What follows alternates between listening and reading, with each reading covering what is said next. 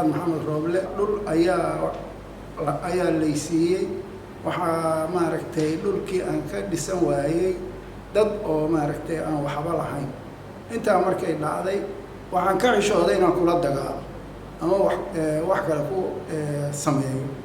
waxaan imid maxkamadda gobolka Banaadir 2018 bishii 12aad ayaan imid waxa weeye waxa la ii sameeyay xukunki markii loo sameeyay fulinaan codsaday fulintii gacantaana hadda ku hayaa waxaan u mahad celinayaa intii hawsha ka qayb gashay oo u horeeyay gudoomiyaha maxkamadda gobolka Banaadir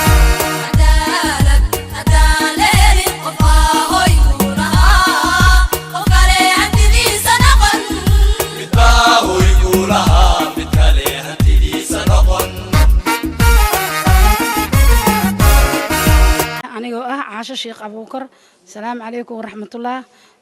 waxaan halkaan ugu mahadnaqayaa maxkamadda gobolka Banaadir gaar ahaan Muuse Sheekh Maxamed wuxuu maanta gacanta iga saaray dacwadeydii oo soo bilaabatay sanadkii markuu ahaa 2016 waraaqda waxa la igu amrayaa in dhulkayga la ii fuliyo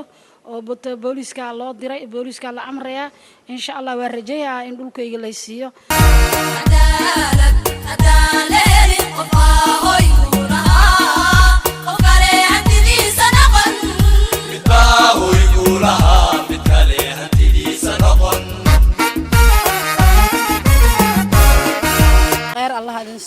خير الله أدنسيه ورب الله مليه كريه خير الله أدنسيه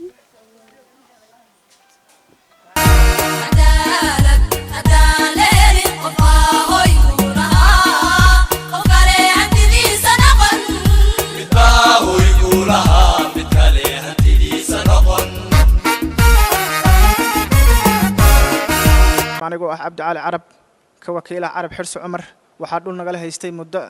20 sano ah waxay dacwadiisu socotay muddo 4 sano ah alxamdulillah maanta ayay noo soo dhamaatay